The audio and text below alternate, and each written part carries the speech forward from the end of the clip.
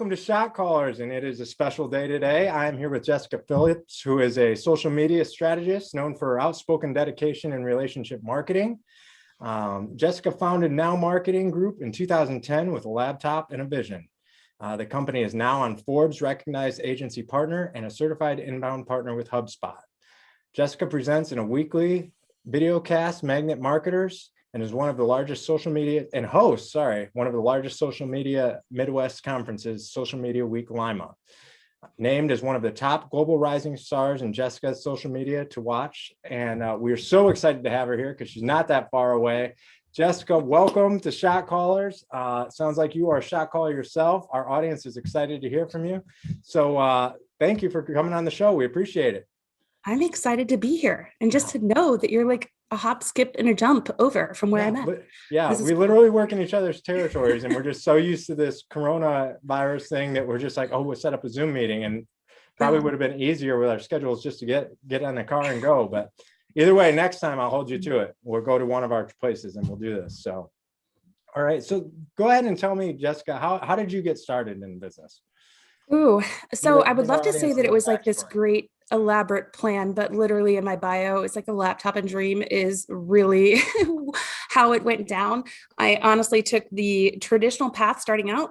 I'm going to school and having a big girl job in telecommunications and working my way up the corporate ladder and, had the plan, right? As we all do, any entrepreneur in listening to this always knows, like you think you have this one plan and then life comes and it's like, nope, this is where we're taking you. And that's kind of what it was like for me. So I worked my way up through corporate ladder between customer service, sales rep, then store manager, then distribution partner, which just meant that I worked with mom and pop shops and helped them sell our latest cell phone, which by the way was amazing because polyphonic ringtones were just coming out then. And data awesome. And text and photo messaging, which nobody thought they were going to use, but the rest of that story. But anyway, I was doing amazing. I thought I had my forever job. I loved it, honestly, because I loved the people and working with the entrepreneurs that I got to work with. But life came in and I ended up getting pregnant with my daughter and got super sick. I was in the hospital for 8 out of the 9 months that I was pregnant. And the company was like, hey, we're growing really fast. We can't really hold your territory for you. We're going to replace you. And I was devastated, honestly, because I was the breadwinner. I was the insurance carrier. And now I'm the hospital sitter, at this point, and had nothing else to go on. So literally just sitting there, even though everything else was kind of shut out for me, the internet wasn't, right. And I was just introducing some of the businesses that I was working with, those mom and pop shops, to social media at the time, and to help them market themselves because they had no marketing budget at all. Like their marketing was spraying all the flyers around the mall parking lot underneath people's windshield wipers. Like that was their marketing at the time. It was horrible. I was like, no, there's a better way. So I was introducing them to social media. So long story short, they were contacting me still about social questions. And I loved doing that because I loved technology and I loved psychology. And that was kind of like the mix of both worlds to me. And so something just clicked, right? I was like, I really enjoy doing this and it comes kind of natural to me. And I really don't want to go back to corporate America because they just let me go when I'm sick. Like who does that? And I realized like all the things I really didn't like about it anyway at that point. So I ended up starting Now Marketing Group in 2010.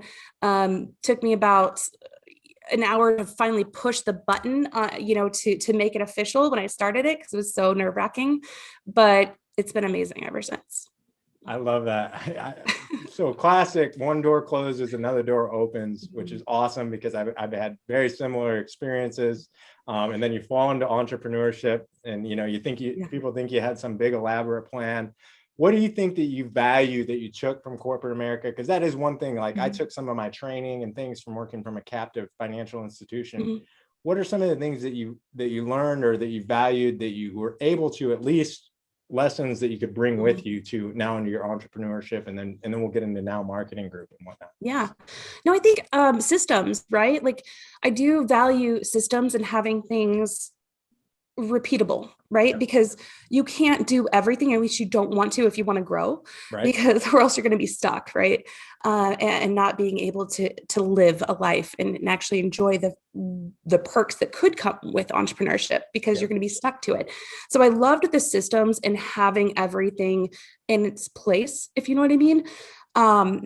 And I also loved the things that it taught me that I didn't like, that then I was able to reinvent. Like, I loved that it was like, you know what? No, it's not just a number. It's a person, and we can be human. And they're not just the numbers that they're producing this month, because there's a backstory to it.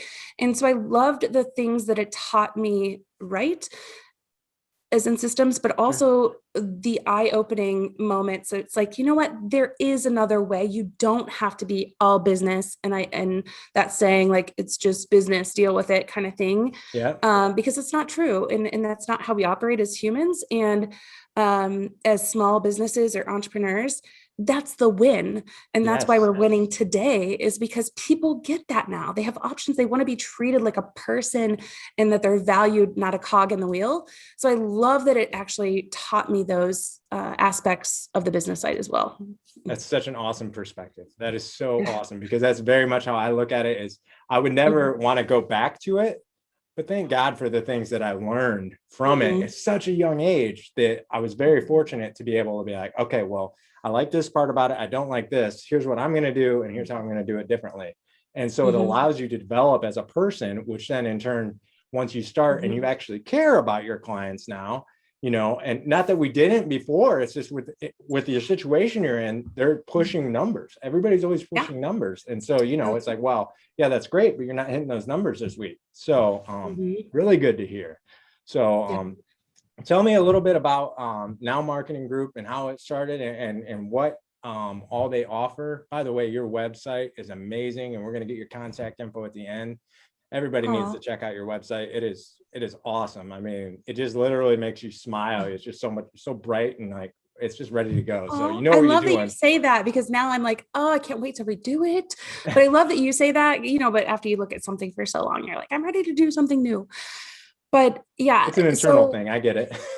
right. Your own worst critic, I think. But no, so you actually mentioned something about like when you really care for your customers, and that's what Now's based on, care. And that's the acronym that we use to serve everyone that we come into contact with, from our team members and our community members and our clients, because I firmly believe that's the only way to build sustainable long-term growth. So what we do is called relationship marketing, and relationship marketing is kind of a new way of thinking about business in general and marketing. It's kind of like, okay, all that stuff that you learned in college, let's throw it away. Not like really throw it away, but like kind of what I said about corporate America. You take some of the stuff that like teaches you kind of the structure, but the stuff that just doesn't make human sense, you throw it out the window. And what I mean by that is that if we look at today, with 90% of all buying decisions starting online, and people making the decision over choosing one company over another based upon how they feel the experience is going to be with that company. And it's not just the peers that are telling them, like their neighbor or best friend, like it used to be in the back of the day where it was like word of mouth. Right now it's word of mouth, and they're basing their decision based upon what other people are saying online. Almost like if you go on Amazon, you go to buy a product or service, or you know, go stay somewhere at a hotel or a restaurant, and you see these reviews left, you get a sense of what it's like to work with that person. Like you are getting a sense of what it would be like to work with me when you're looking me up online before we had this call. And that is the shift now in marketing. So it's not us bullhorning our message out. It's placing some magnets to draw our people in, the actual ideal people that we want to work with, and get them to stick with us. Because when those buying decisions are starting a line and people are making the decision on if they choose company A or company B. So like if it's an insurance company that says they offer the same exact thing, like what's going to make the person stand out? It's the person, it's that personality, it's the experience, that verb, it's how you're going to make someone feel. That's how they're basing their decision. So relationship marketing is focused on an art of starting from the inside out, starting on how can we develop a brand personality that's going to allow people to understand what we're about.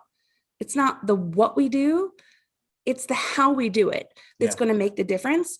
And how we do it is going to attract our ideal people to us, our team members, because that's that like next layer, our clients, our community members, and also like our advocates for us. And instead of having like this old school sales funnel, it's a flywheel. So it's growing in momentum. Once you have that core figured out, that you're going to keep growing in momentum and having this repeat residual long-term sustainable growth, so you don't have to feel like you have to keep bullhorning your message out. So that's at the core of what we do. That's a lot to really like, now what do you really do? So Yeah. we essentially help our clients figure out what that story is. What is that thing that makes them stand out? And then once we figure that out for them and help them craft their story, we help them outcare the competition. We help them capture attention, articulate their message, build real relationships for repeat referral business and exceptional experiences. And we happen to use like social media, their web, creating a website, video production, some ads, things like that to actually deliver that message. But at the core of what we do and what makes us different is that we help them figure out their personality, their story, and why people are actually going to care and stick with them. I like so much about that. First of all, how did you put it? We worry about conversations, not likes. Am I right? Am I quoting that right? Yeah. So don't count the likes, like count conversations. Like that's it. And actually it's going away now. So nobody's going to be able to count the likes anyway. Like Facebook, the new one, you might actually have it today. Many people rolled out today, or depending on when you're watching this, but like Facebook pages, they're actually calling it the Facebook page experience. And the like button's going away. It's only going to have a follow. And what they're basing it off of is conversations. Like that's the only thing that matters. Yeah. Yes. I love that. And it reminds me, I just watched a video just the other day. So hearing your story about this and hearing what Now Marketing Group's about, I just watched a podcast about defining your company's integrity and how that works, and how so many companies now in so many places give such an underwhelming experience. Mm-hmm. So now the world's gotten so much smaller. Mm-hmm. And so we're in a place where people can go anywhere essentially to get their business. Like I said, that's why I'm so shocked we're so close as far as distance apart, because you can go anywhere. So what is going to make that difference in delivering an overwhelming customer experience versus such an underwhelming? And I love your message when it comes to that. That's great. So how do you do it? Like what's your team? What's your team like? And tell me about your team. Oh my God, they're awesome. I'm so lucky to have them, honestly. And it's great because it's the difference that makes a difference, right? You can never make someone care as much as you do as an entrepreneur about your brand. You can't. Like, there's no way that they're going to be willing to sacrifice as much as you do. However, if you find the right people that are passionate about what they do and they have this thing that it's not replaceable, right? You can't just call someone up and have them kind of fill in that gap for them because they're passionate about it and they're really good at what they do. That's how you've found like that person that fits in. Like it's the thing that you can't buy, right? It's like passion. Yeah. So the team that I have in Now Marketing Group, and I full transparency, it was not always that way. Like there was some learning along the way where I always wanted to hire good people, but I had this struggle of, people that were already ready to like go and have it all figured out, and understanding that I didn't have to just work with people in our own community, that they could work from anywhere. Right. Yes. But the team that I have now is passionate about our mission and in our core of what we really believe, of authentic relating, doing what's right, not what's easy, like helping brands like truly outcare the competition. And so what's been cool about that is once we've developed our personality as an organization, the right people have come to us, like team members and clients. So we've crafted this team now that just works so amazing together. Like people call it the Avengers Squad online, because it's like, really great people at ads and that are just really creative and like just good at what they do. And it's kind of cool because many of them have had like this misfit story, if you will, where they worked at a corporate culture or worked at some place that didn't see that genius because they were trying to force or push something else on them that they wanted, instead of being like, let me see what is your superpower and what your kryptonite is. And like, let me help you like maximize that, right? And we can craft some roles and some cool like experiences just based upon what you have as your superpower. So it's been kind of cool watching them be able to have their redemption story, and us being able to help clients along the way.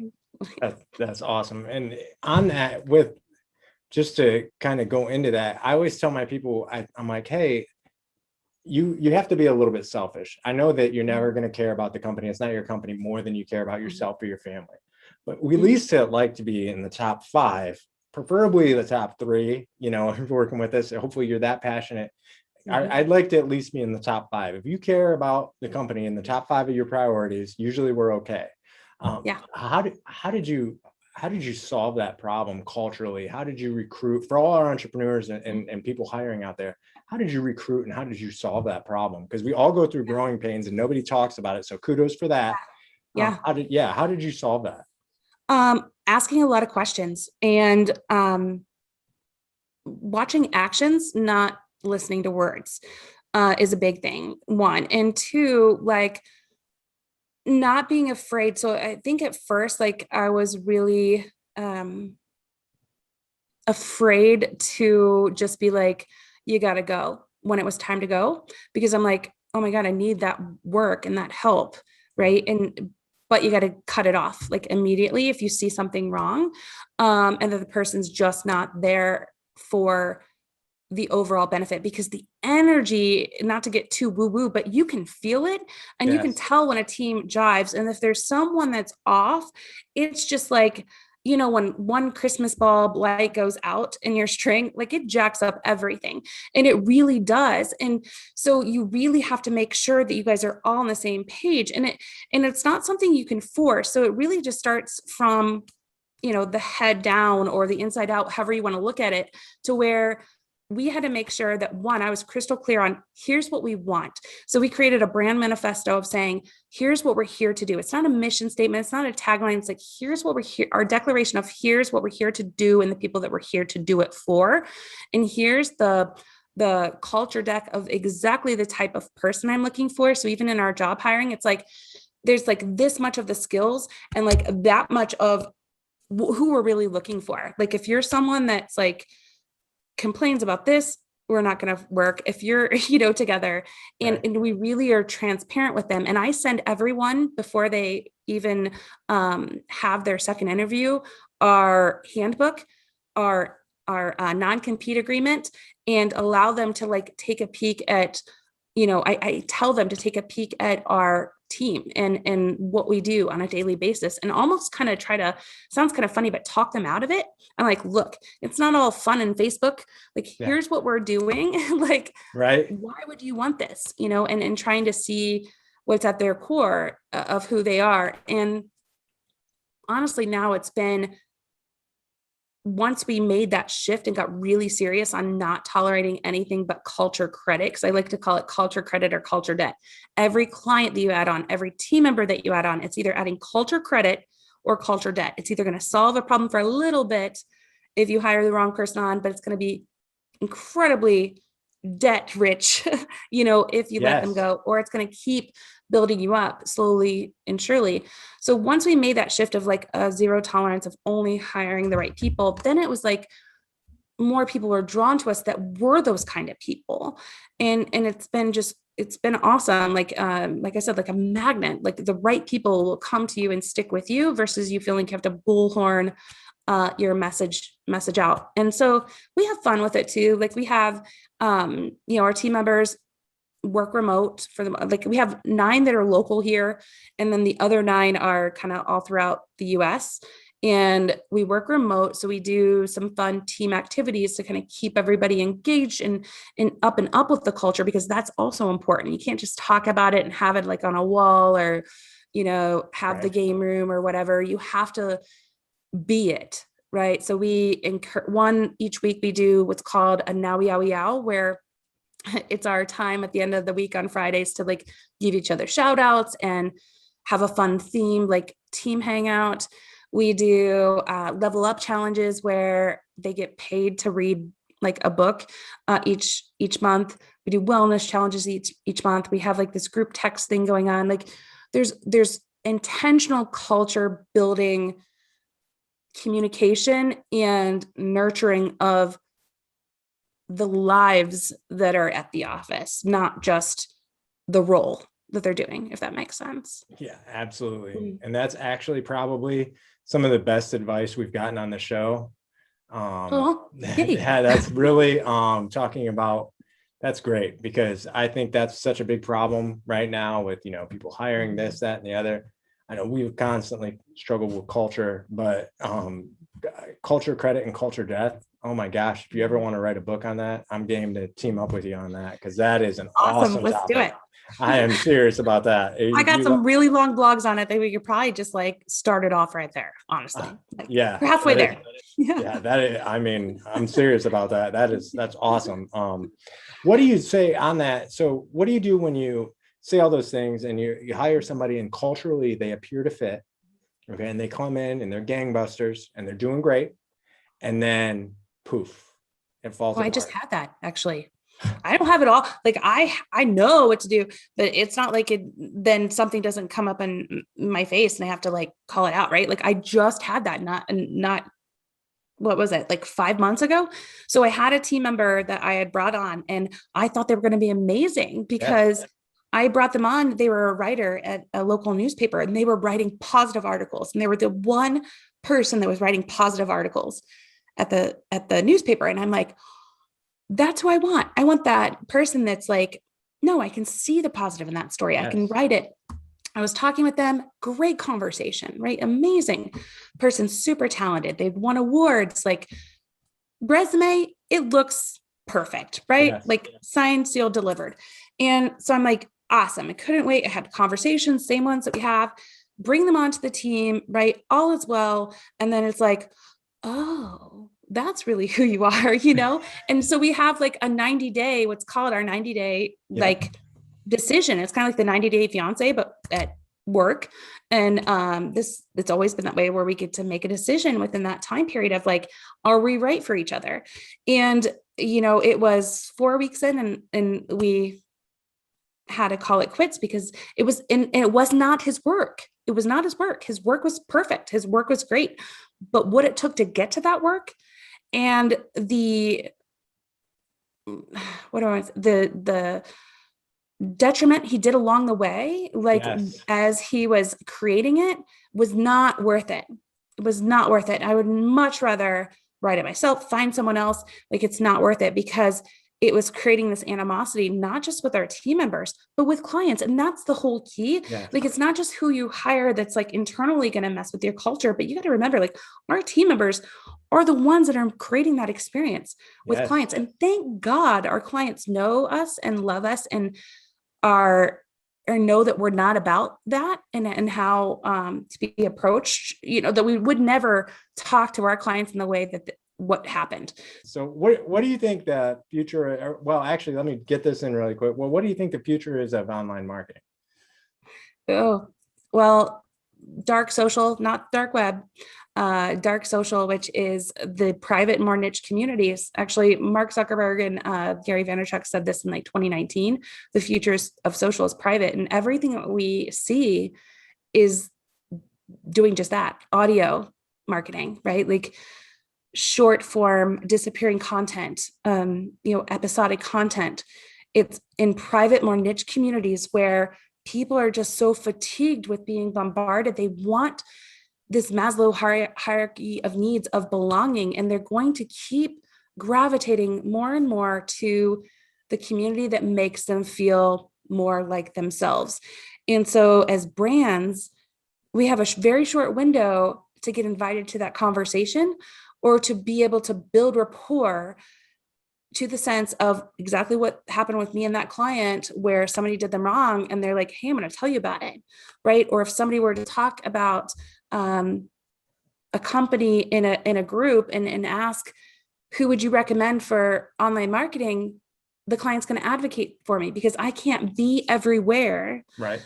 But I can build the rapport and the relationships with clients that will have my back, or community members or team members, right? So the future of online marketing is just that. One, it's dark social, which means it's the traffic that you can't measure. This is the definition of dark social. It's the traffic you can't measure coming back to your website because it's done in a private niche community. And it's said to be almost 80% of the traffic that says it's direct, but it's not. It's happening in text messaging, it's happening in email, it's happening in behind closed doors where brands can't measure it. That's the first thing. The second thing is the experience. Now, studies have shown, and study was done like 8 years ago by Intuit, Coca-Cola, Amazon, and some other super rich companies that spent a buku dollars on this study of consumer behavior. And they said, and actually, funny enough, it was called Customers 2020. And they said by the year 2020, that customers will stay loyal to the brands that have brought them an exceptional experience, that verb, how you make them feel. And they offer speed, ease of use, and accessibility. And what you know, 2020 really shed some light on that, of the brands that people stayed loyal to are the ones that made them feel something and that offered speed, accessibility, and ease of use. And that's also the part of it, right? Like, you can provide a great product, but you also have to understand that your website's not just a brochure, that your social media is not just for a push message. It is for a utility for your customers to be able to get access to you, to be able to have rapport with you, to be able to perform an action, and to utilize your online space as a utility to perform something faster, smarter, easier, and less friction than they would using something else. So when we're thinking about marketing, our marketing isn't just the messaging that you're buying, it's all the things that you're creating. All of that is marketing because people are talking about it behind closed doors in those dark social moments. So we have to think all of it's marketing, all of it, not just what we're buying. And the thing what I find kind of true about that is when we even get people to come on the show. So like, if you go onto Instagram and send a direct message, like half the time, if that, nobody answers. But if I actually look them up and send them an email or reach out with a phone call, it's amazing how much faster the process is. It is so amazing. I don't know the actual ratio, which I should. So don't scorn me for that. But no. Literally, it's so amazing how much people are like, oh no, he's actually serious. He is somebody. He's not just somebody. Because it's personalized. Yes.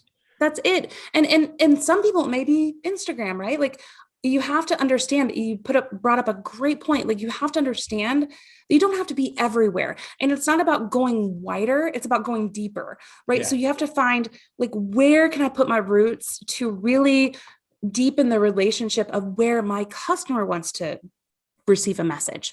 It may be Instagram, it may be email, it may be phone. You don't know, but you should know, but you have to find that out and personalize it, right? Like, I love audio messages. I love video emails. I love, the surprise and delights, those things that are going to stand out to be exceptional experiences. It's not just you do what you say you're going to do and what somebody paid you to do, because that's just a transaction. Right. It's not an experience.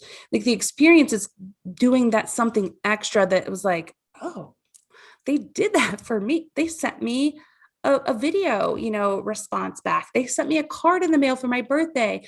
They, noticed that I wrote this article and I spent a lot of time on it, and they commented on what they liked about it. It's those little things that don't take money for the most part. It doesn't take a lot of time, but it creates this great rapport with your customer that is going to create that loyalty then long-term overall.